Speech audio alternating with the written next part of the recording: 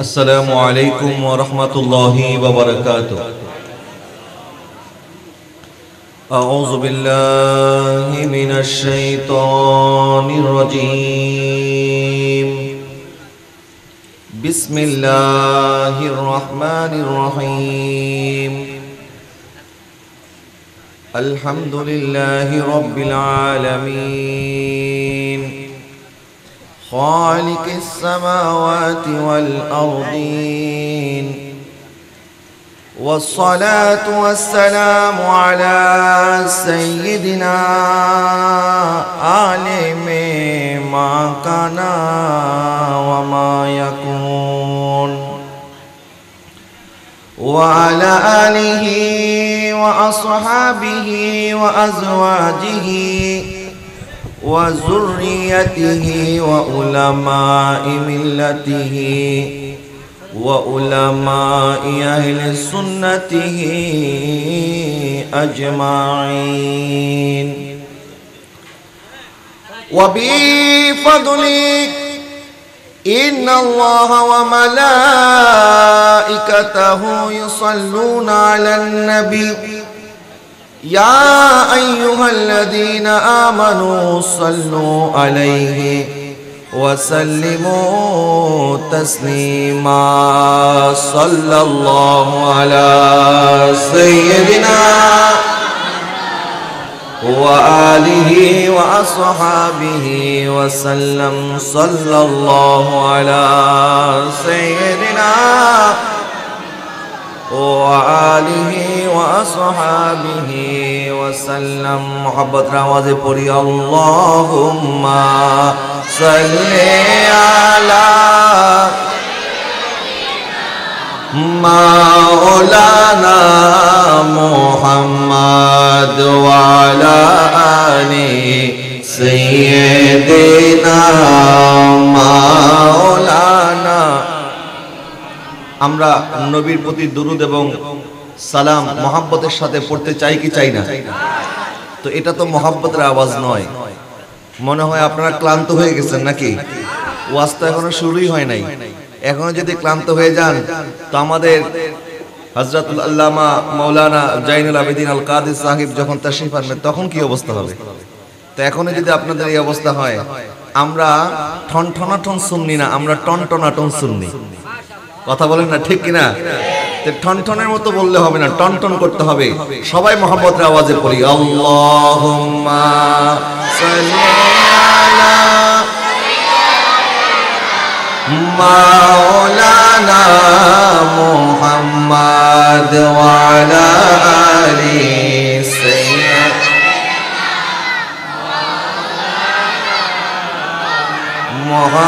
মুহররমের 10 তারিখে কি ঘটাইলেন রব্বানা, কলিজা ফাটিয়া যায় গো শুনলে সে ও ঘটনা। আল্লাহুম্মা জোরে मौलाना मोहम्मद वाला आले सैयदना। तेरे नस्ले पाक में है बच्चा बच्चा नूर का, तू है आईने नूर तेरा सब घराना नूर का। अल्लाहुम्मा सल्ली अला मौलाना मुहम्मद व अला आलि सय्यिदिना। हक ला इलाहा इल्लल्लाह, ला इलाहा ला हक ला इलाहा इल्लल्लाह, ला হাসবি রাব্বি জাল্লাল্লাহ মা ফি কলবি গায়রুল্লাহ হাসবি রাব্বি জাল্লাল্লাহ মা ফি কলবি গায়রুল্লাহ নূর মুহাম্মদ সাল্লাল্লাহ নূর মুহাম্মদ সাল্লাল্লাহ লা ইলাহা ইল্লাল্লাহ লা ইলাহা ইল্লাল্লাহ লা ইলাহা লা ইলাহা ইল্লাল্লাহ لا إله إلا الله محمد رسول الله صلى الله عليه وسلم بسم الله الرحمن الرحيم يا أيها الذين آمنوا استعينوا بالصبر والصلاة إن الله مع الصابرين صدق الله مولانا العظيم وصدق رسوله النبي الكريم ونحن على ذلك من الشاهدين والشاكرين الحمد لله رب العالمين কমিটি বাংলাদেশ আলমদারপাড়া বাইতুল ইজ্জত জামি মসজিদ শাখার আয়োজনে অধ্যকার মাহফিলের সম্মানিত সভাপতি অত্র কমিটির সম্মানিত সভাপতি জনাব মোহাম্মদ আরমান আলমদার সাহেব সম্মানিত উদ্বোধক 15 নং সনহারা ইউনিয়নের সম্মানিত চেয়ারম্যান জনাব অ্যাডভোকেট আব্দুর রশিদ দৌলতি সাহেব আজকের এই মাহফিলের প্রধান অতিথি হিসেবে তাশরীফ আনবেন গাউসিয়া কমিটি বাংলাদেশের কেন্দ্রীয় মাননীয় যুগ্ম মহাসচিব এবং বর্তমান করোনাকালীন সময়ে গাউসিয়া কমিটি বাংলাদেশের মানবিক শাখার সম্মানিত মহাব্যবস্থাপক প্রধান সমন্বয়ক এদেশের লক্ষ কোটি সুন্নি জনতার প্রাণস্পন্দন মুজাহিদে আহলে সুন্নাত জনাব অ্যাডভোকেট মুসাইব উদ্দিন বখতিয়ার সাহেব মুদ্দাজিলুল আলী প্রধান বক্তা হিসেবে মঞ্চে তাশরীফ আনবেন ঐতিহ্যবাহী দ্বীন শিক্ষা প্রতিষ্ঠান জামিয়া আহমদিয়া সুন্নিয়া কামিল মাদ্রাসার সম্মানিত মুদাররিস এবং তাহিরিয়া জামে মসজিদ কমপ্লেক্সের সম্মানিত খতিব মুজাহিদ আহলে সুন্নাত ফাজলে নওজওয়ান হযরতুল আল্লামা আলহাজ মাওলানা জৈনুল আবিদিন আল কাদরি সাহেব মুদ্দাজিলুল আলী বিশেষ আলোচক অত্র মসজিদের সম্মানিত খতিবে মুকাররম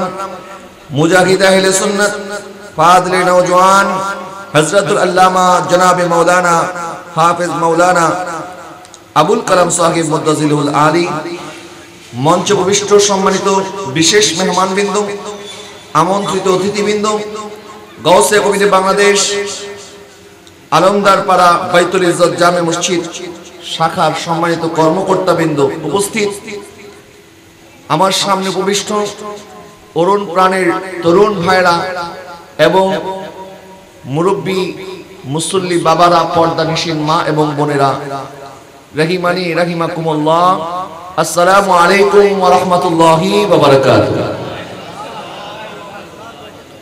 মহান রব্বুল আলামিনের আলিশান দরবারে শুকরিয়া আদায় করছি যে আল্লাহ সুবহানাহু ওয়া তাআলা আজকের এই আজিমুশান মাহফিলে পবিত্র জুমাতুল মুবারাকার দিবাগত রাতে আমাদেরকে এই মসজিদের আঙ্গিনায় আসার বসার তৌফিক দিয়েছেন রব্বুল আলামিনের দরবারে শুকরিয়া তার মহব্বতের আওয়াজে একবার পড়ি আলহামদুলিল্লাহ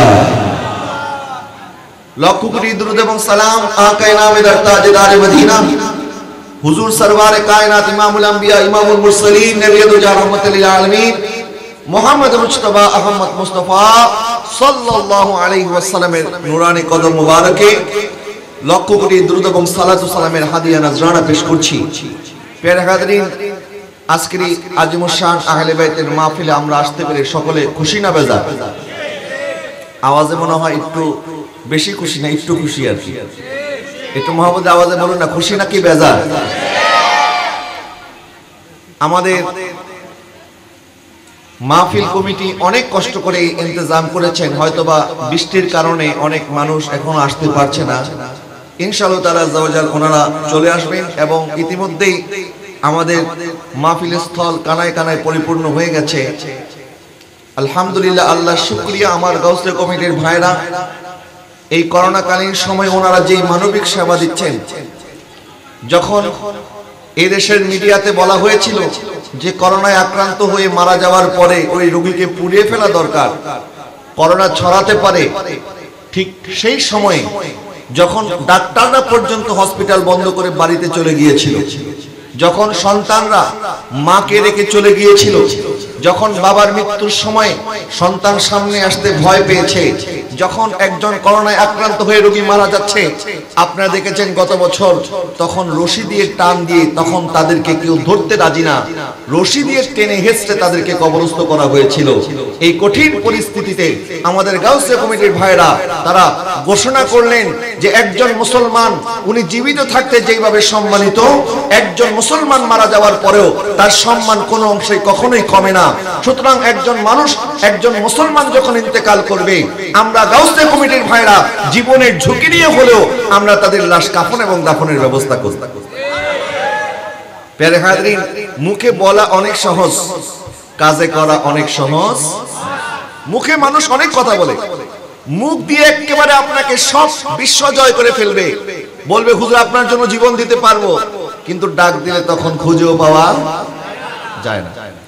কিন্তু গাউসিয়া কমিটির ভাইরা যখন ঘোষণা দিয়েছেন, আজকে 2 বছর হতে চললো এই করোনার সময়টা, এই 1.5 বছর সময়ে অনেক সংগঠন কেউ অনেক উদ্যোগ নিয়ে এসেছিল, কিছু কাজ করে তারপরে আবার চলে গেছে, কেউ মাঝখানে এসেছিল আবার চলে গেছে, আবার কেউ 1 মাস যাবত শুরু করেছে, তারা এখনো আছে।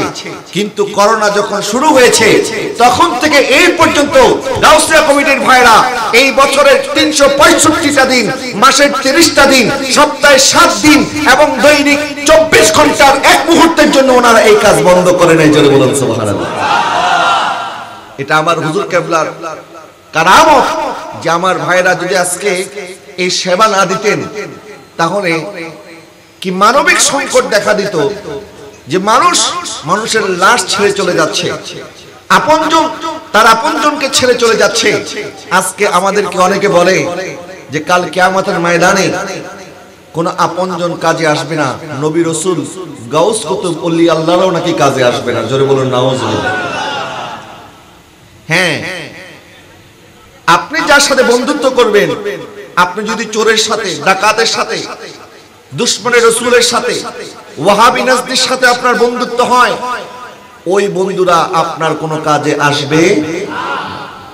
কিন্তু আমরা এমন একজনের দামান ধরেছি, এই গাউসিয়া কমিটি বাংলাদেশ, যার বাড়ি হুজুর শাহী শাহ শ্রীকুট আল্লামা তাইয়্যিব রাহমাতুল্লাহি আলাইহি, এবং এই গাউসিয়াতের দামান আছে হুজুর শাহী শাহ বাগদাদ আব্দুল কাদের জিলানী রাদিয়াল্লাহু তাআলা আনহু হাতে। ওনার মাধ্যমে হুজুর গাউসুল আজম থেকে শুরু করে একদম হযরত ইমাম হাসান এবং ইমাম হুসাইন রাদিয়াল্লাহু তাআলা আনহু হয়ে হযরত মাওলা আলী শেরে খোদা, তারপরে আমার আকা সাল্লাল্লাহু আলাইহি ওয়াসাল্লাম, এই যে একটা চেন আছে, এই যে একটা রশি আছে, আমাদের হাতে গাউসিয়াতের দামান যতক্ষণ আছে ততক্ষণ আমাদের কোনো ভয় নাই। কারণ আল্লাহ সুবহানাহু ওয়া তাআলা বলেছেন আল আখিল্লাহু ইয়াওমা ইযিন বা'দুহুম লিবা'দিন আদু ইল্লাল মুত্তাকিন। কিয়ামতের ময়দানে আপন ভাই ভাইয়ের শত্রু হয়ে যাবে, আপন ভাই একজনের সাথে আরেকজন দুশমন হয়ে যাবে। এটা তো আমরা এখন দুনিয়াতেই দেখছি।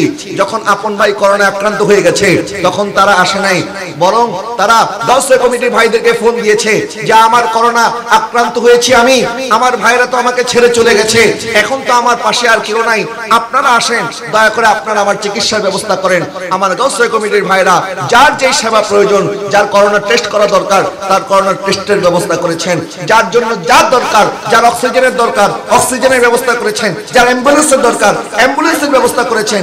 এমনকি যখন মানুষটা মারা গিয়েছে তার লাশ কাফন দাফন দেওয়ার মতো কোনো মানুষ নাই, তখন পর্যন্ত গাউসিয়া কমিটির ভাইরা নিজের পকেটের পয়সা খরচ করে গাউসিয়া কমিটির ভাইরা তাদের লাশ কাফন দাফনের ব্যবস্থা করেছে। প্রিয় হাজরিন, আমি বলতে চাচ্ছিলাম যারা এই কথা বলেন, জি মেহেরবানি করে বসে যান, শুকরিয়া, মাশাআল্লাহ, আহলান ওয়া সাহলান, মারহাবা। মসজিদের ভিতরে যারা আছেন মেহেরবানি করে আপনারা বসে যাবেন। আর আমাদের মিছিল সহকারে যে ভাইরা এসেছেন, মাশাআল্লাহ, ও ওই দিনের মাহফিল থেকে, মাশাআল্লাহ মাশাআল্লাহ, কেমন আছেন? মারহাবা মারহাবা। আমাদের আজকের অনুষ্ঠানে এসে উপস্থিত হয়েছে বাটিকার থেকে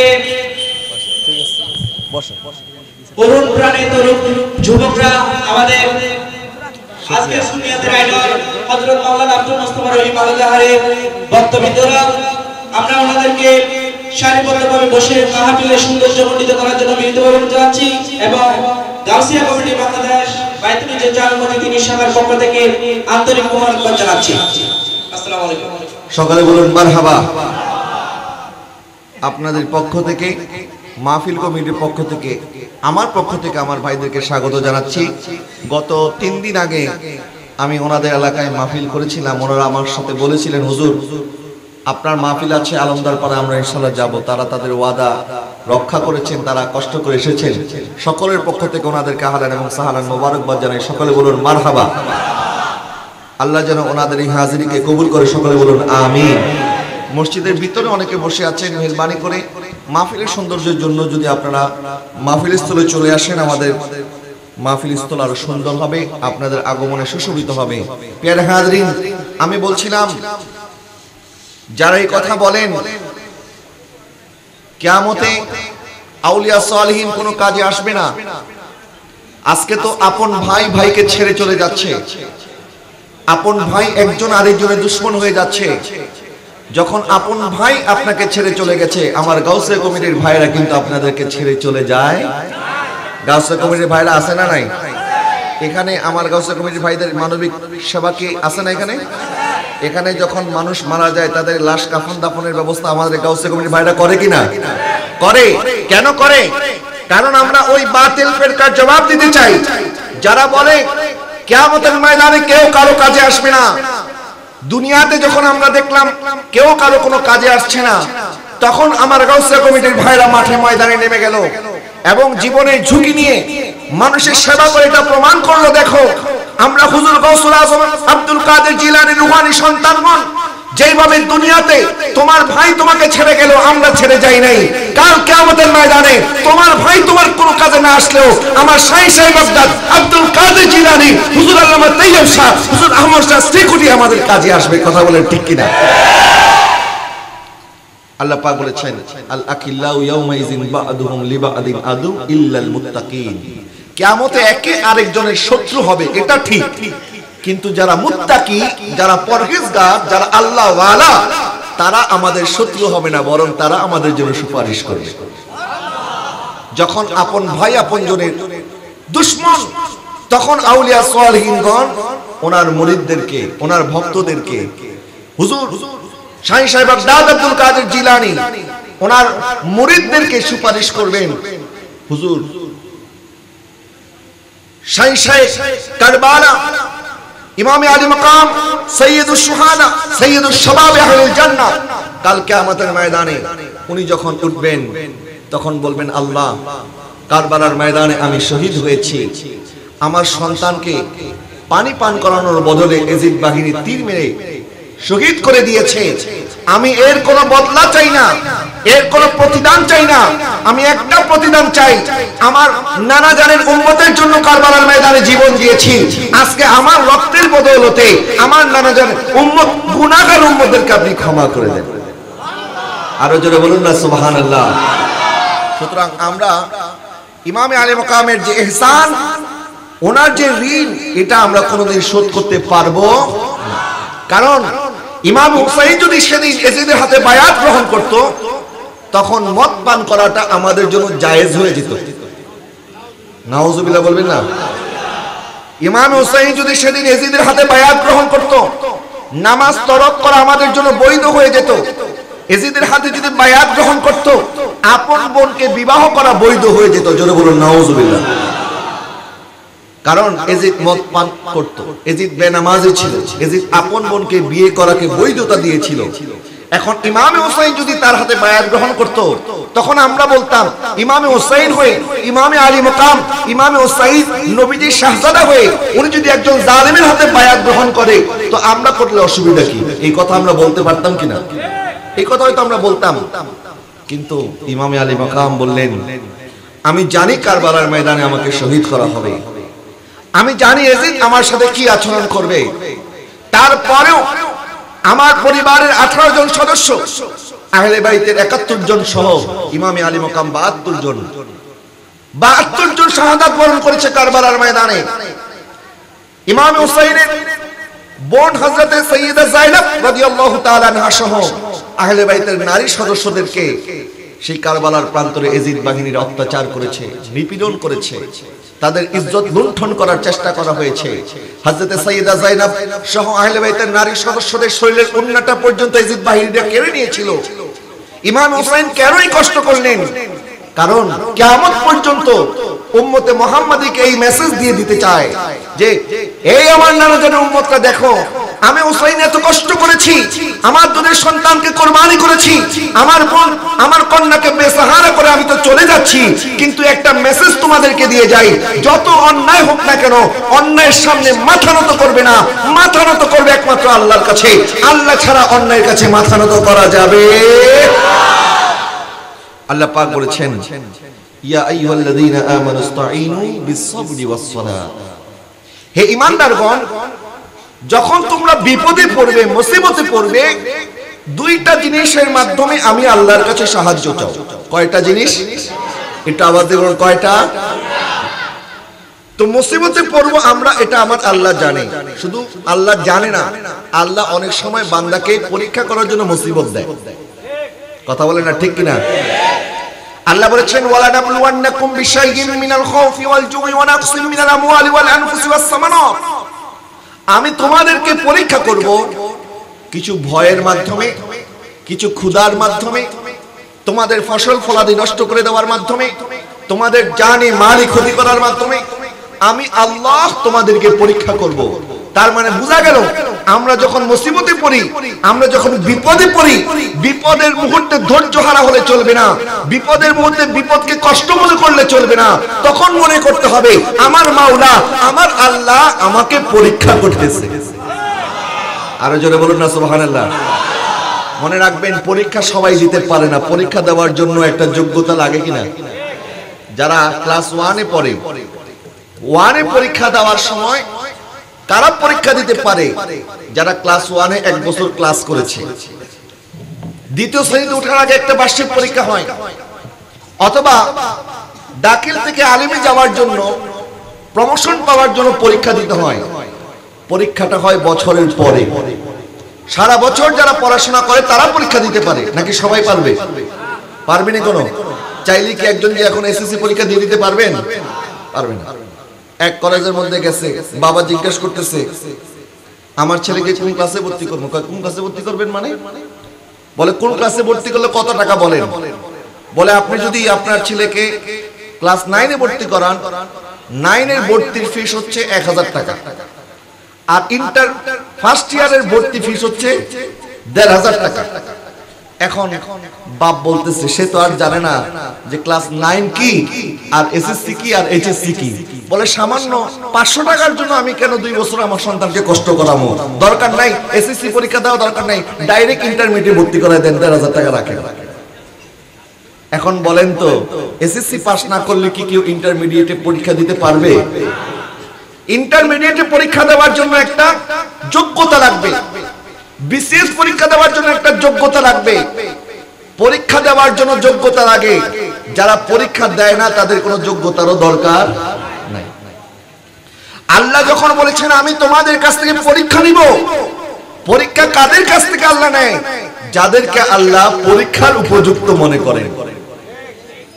আর যাদেরকে পরীক্ষার উপযুক্ত মনে করেন না, আল্লাহ তাদের কাছ থেকে পরীক্ষাও নেন না, তাদেরকে সুযোগ দেন, সুযোগ দেন, দেখি তুমি কত দূর করতে পারো, দেখি তুমি কত দূর যাইতে পারো। আজকে আমরা যদি মনে করি কই আমি গুনার পর গুনাহ করার পরেও তো আল্লাহর কোনো আযাব আসে নাই, গুনার পর গুনাহ করার পরেও কোনো মুসিবত আসে নাই, আমার টাকা পয়সা তো দিনকে দিন বাড়তেই আছে, অবৈধ ইনকাম করার পরেও কই আমি তো রোগ বালাইয়ের শিকার হই নাই, বালা মুসিবতের শিকার হই নাই, তার মানে মনে হয় আমার আল্লাহ এখনো আমার প্রতি নারাজ হয় নাই, আমার প্রতি গোসা হয় নাই। যারা এই কথা মনে করেন তাদেরকে বলে রাখতে চাই, আমার আল্লাহ আপনাদেরকে পরীক্ষা করার উপযুক্ত মনে করেন নাই, যার কারণে আপনাদেরকে কোনো বিপদ দেন নাই। আপনারা আল্লাহর পরীক্ষায় অংশগ্রহণ করার যোগ্যতা আপনাদের নাই। আমাদের দেশে কিছু মানুষ আছে দেখবেন, যারা একটু রোগাক্রান্ত থাকে, তাদেরকে বলে না জানি তুমি কত গুনাহ করছো, নাই তোমার এত রোগ সারে না কেন? নাউজুবিল্লাহ বলেন না। ব্যবসার মধ্যে যদি কোনো ক্ষতি হয়ে যায়, তখন মানুষ বলা বলি শুরু করে, মনে হয় সে যাকাত ঠিক মতো দেয় নাই, এই জন্য তার ক্ষতি হয়েছে। আমরা যখন মানুষের বিপদ দেখি, বিপদ দেখার পরে উপহাস করি, আর আপনি অবৈধ ইনকাম করে টাকা ইনকাম করছেন, বাড়ি করছেন, গাড়ি করছেন, আর মনে করছেন যে আমার আল্লাহ আপনার প্রতি রাজি আছে, সন্তুষ্ট আছে। আরে আপনার কত টাকা? আপনার টাকার চাইতে কোটি কোটি গুণ বেশি পয়সা ছিল ফেরাউনের কাছে। কথা বলেন না ঠিক কিনা? আপনার চাইতে কোটি টাকা বেশি ছিল নমরুদের কাছে, আপনার চাইতে বেশি ধনী ছিল হামান, আপনার চাইতে বেশি ধনী ছিল কারুন। কারুন আল্লাহ পাকের এত বড় দুশমন, নমরুদ এত বড় দুশমন, ফেরাউন এত বড় দুশমন, যে ফেরাউন নিজেকে খোদা দাবি করেছিল, বলেছিল আনা রব্বুকুমুল আলা, আমি হচ্ছি সবচেয়ে বড় প্রভু। কেন এই দাবি করেছিল? কারণ ফেরাউনের কোনোদিন মাথা ব্যথাও হয় নাই। ফেরাউন বলে আরে আমার তো কোনো রোগ নাই, আমার তো কোনো মুসিবত নাই, মানুষ তার বিপদের কথা আমার কাছে বলে, আমার কোনো বিপদের কথা তো মানুষের কাছে বলতে হয় না, তার মানে মনে হয় আমি খোদা হয়ে গিয়েছি। আরো জোরে বলুন না নাউজুবিল্লাহ। আজকে দেখবেন সমাজের মধ্যে যারা অন্যায় করে, যে সমস্ত মানুষ পাপাচার করে, পাপাচার করার পরে তারা এখন আর মানুষের সামনে লজ্জিত হতে হয় না, বরং এই পাপিষ্ঠদেরকে মানুষ নেতা বানায়। কথা বলে না ঠিক কিনা? সমাজের মধ্যে দেখবেন যারা নেতৃত্ব দিচ্ছে, যারা রাজনৈতিক সুবিধা ভোগ করছে, আমাদের দেশে অনেক পতিতা আছে যারা জেল খাটার পরে যখন জেলখানা থেকে বের হয়, তখন তাদের মুখের মধ্যে লজ্জা থাকে না, বরং মুখের মধ্যে হাসি বের হয়ে যায়। জোরে বলুন না নাউজুবিল্লাহ। এই হচ্ছে আমাদের অবস্থা। তারা নিজেদেরকে কামিয়াব মনে করছে, গুনার পর গুনাহ করার পর তাদের মধ্যে কোনো লজ্জা নাই, শরম নাই, হায়া নাই। আমরা বেহায়াদের এমন চরম শিখরে পৌঁছে গিয়েছি, আমাদের এখন হায়া চলে গেছে। আগে যখন মানুষ গুনাহ করত, গুনাহ করার পরে খেয়াল হইতো যে না জানি আল্লাহর আযাব কোন দিক দিয়ে চলে আসে, আমি তো গুনাহ করে ফেলেছি, সাথে সাথে মানুষ তওবা করত। আর এখন গুনার পর গুনাহ করার পরও সে চিন্তা করে আল্লাহর আযাব তো আসে নাই, গুনাহ করতে থাকি, যতক্ষণ আযাব না আসবে গুনাহ করতে থাকবো। আরে আল্লাহর আযাব না আসাটাই এটা আপনার জন্য আযাব। কথা বলেন না ঠিক কিনা? আল্লাহর আযাব না আসাটাই কি আযাব। কারণ আল্লাহ হয়তো দুনিয়াতে যদি আপনাকে শাস্তি দিতেন, আখিরাতে আপনার জন্য সহজ হয়ে যেত, কিন্তু ওই দুনিয়ার শাস্তির চাইতে আখিরাতের শাস্তি কি কম না বেশি? প্যারা হাজির, যাই হোক বলছিলাম, আল্লাহ পরীক্ষা সবাইকে করে না। যারা ভলান্টিয়ার আছেন মেহেরবানি করে কথা বলবেন না, ভলান্টিয়াররা কথা বলবেন না মেহেরবানি করে, আপনারা অনেক কথা বলতেছেন। দুরূদ পড়ুন, আল্লাহুম্মা সাল্লি